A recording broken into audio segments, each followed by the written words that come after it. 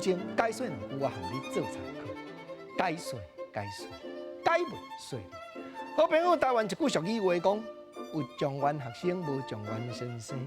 实在先生甲学生感情若好诶，清朝时代，咱大朝廷出名诶读册人、文学家陈维英，伊甲伊诶爱徒高徒张书新，两个真正感情就真好。陈维英捌写一首汉诗，互伊即个徒弟。头一句诗句讲：立在人机通巧语，7年书友续交游。丁场师傅推灵手，古劫衣冠亮出头。极目休夸千里游，此身在上一江流。冰寒一水万几路，品学书情最上流。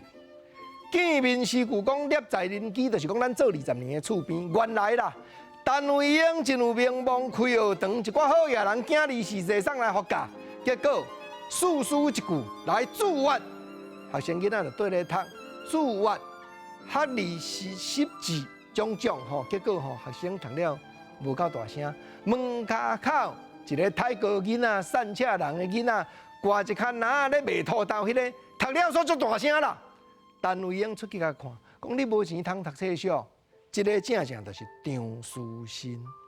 陈维英甲张家的父母讲，学费我莫甲收，从此7年，张书新对陈维英学学问，真正表现真好，所以陈维英才甲学了。讲古劫衣冠亮出头，劫就是拖，拖拍开内底放课本。开学典礼头一讲，老师就讲衣冠爱端正，你对我学到即马出头天啊。毋过老师甲你勉励，咱即马是对1楼爬起来到2楼尔。人外有人，天外有天，3楼、4楼、5楼你还袂爬咧。千万你都会当记爱记学条，毋通自高，毋通讲家己外敖。冰寒于水。水搁较冷，都无材料比冰搁较冷，所以陈维英用这首敬张书新的汉诗，要甲伊即个爱徒提醒最后这句所有值得好朋友追求学问的人，藏伫咧心内，讲品学书情最上流。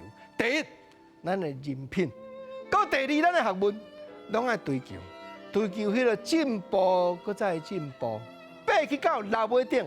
上界上流的，这就是陈维英做老师的人生观。这首真价值咱即马来探讨甲学习的汉诗。